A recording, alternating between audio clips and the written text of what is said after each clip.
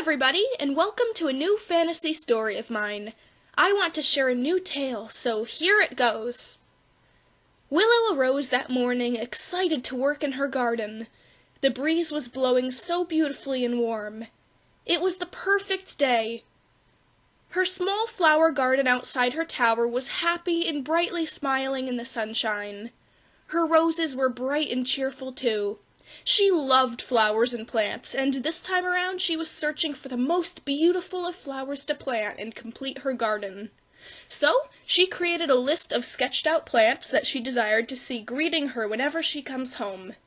She checked down the list. Everything seemed to be there. Got it. Nice.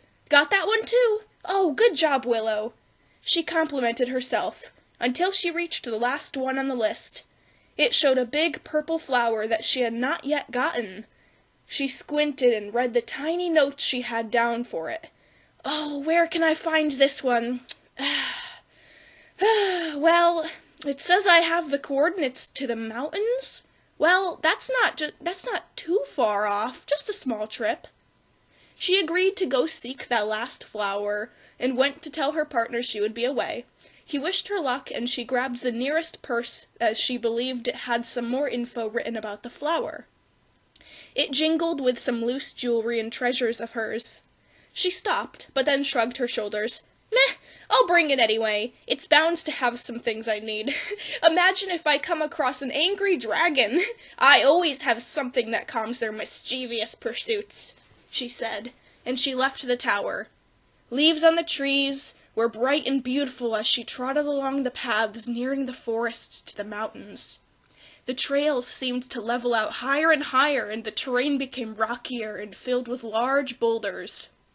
Still, there was a path ahead, though, through the side of the mountain, making it somewhat of a smooth trail, to her surprise.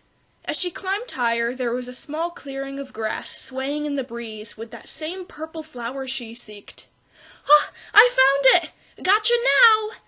She walked up to the patch of them and admired their petals. You're gonna love the garden back home. She tends to talk to the flora of the world as if they're her friends too in her mind. She went to pick one of the flowers out of the ground until she suddenly stopped at the sound of an angry grunt above her. She turned swiftly to face a very red and very angry dragon. She sighed. Oh, of course. Let me guess, this is your flower patch. I'm sorry. She released the flower and faced the dragon unafraid.